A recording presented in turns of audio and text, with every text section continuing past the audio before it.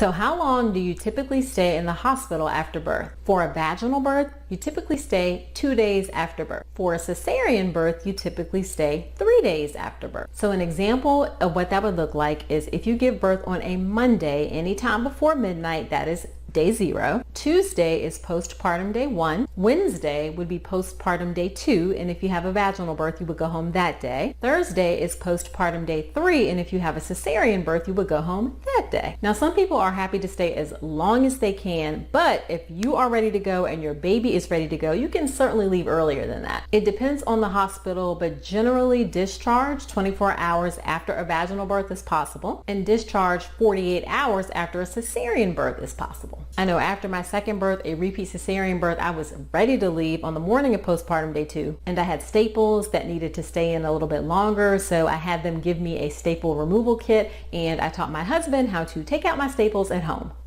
So for the mamas who had babies, were you ready to bust out, or did you want to stay as long as possible after you had your baby? Let me know in the comments.